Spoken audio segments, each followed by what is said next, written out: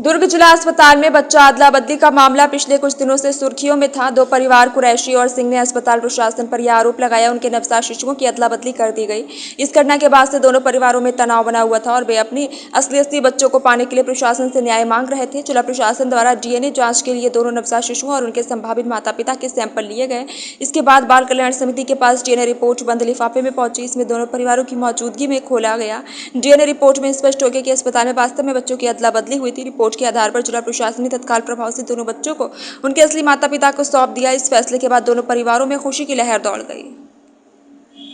23 जनवरी को जो बच्चों का जन्म हुआ था उसमें बच्चे के एक्सचेंज होने की जो एक रिपोर्ट आई थी तो सिविल सर्जन द्वारा बाल कल्याण समिति को इसके बारे में जानकारी दी गई थी 5 तारीख को। उसके बाद 6 तारीख को दोनों बच्चों के माता पिता का जो निर्धारण करने के लिए या जैविक माता पिता कौन है जानने के लिए डीएनए टेस्ट के लिए सैंपल भेजा गया था।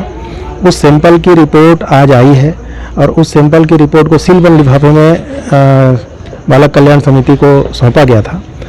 उस सीलबंद लिफाफे की जो रिपोर्ट को दोनों बच्चों के माता पिता जो समिति है यहाँ बालक कल्याण समिति वो उनके पूरे सदस्य पूरी संपूर्ण पीठ एवं सिविल सर्जन और जो जांच समिति थी उनके समक्ष सीलबंद लिफाफे को खोला गया और सीलबंद लिफाफे में जो रिपोर्ट है उसका पठन यहाँ के पैथोलॉजी विशेषज्ञ हैं उन्होंने किया और उसका जो रिपोर्ट का जो निष्कर्ष उन्होंने बताया।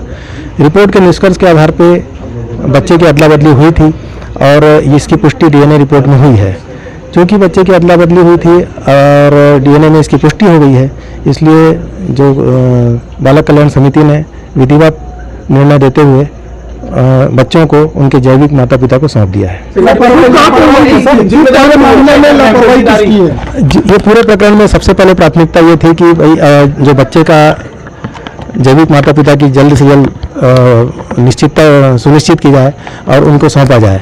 अब इसकी पुष्टि होने के बाद अब त्वरित रूप से जो जांच की जाएगी उसमें जो दोषी पाए जाएंगे सिविल सर्जन द्वारा एक समिति बनाई गई है और उस समिति में जो भी दोषी पाए जाएंगे उन पर कड़ी से कड़ी कार्रवाई की जाएगी। ये माना जाए कि पहले भी कई ऐसे बच्चे बदले गए होंगे।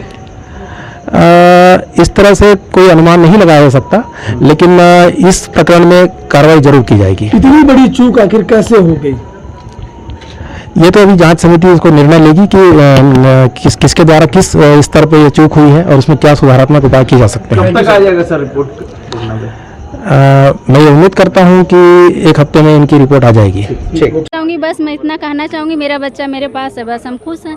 पहले आपको बच्चा देने को राजी नहीं? बच्चा देने के लिए इसलिए राजी नहीं थे जब तक डीएनए टेस्ट नहीं हो जाएगा रिपोर्ट आ जाएगा क्लियर हो जाएगा किसका बच्चा है कि नहीं। नहीं कुछ वो तो हमको नहीं, वो तो हमको जानकारी नहीं है अंदर में क्या हुआ क्या ना। खुश हम बहुत खुश हैं हमारा बच्चा हमारे पास। क्या ऐसे लोगों पर कार्रवाई होनी चाहिए? बिल्कुल होना चाहिए। क्या मांग करते हैं? अब क्या मांग करेगा हमारा बच्चा हमारे पास आ गया।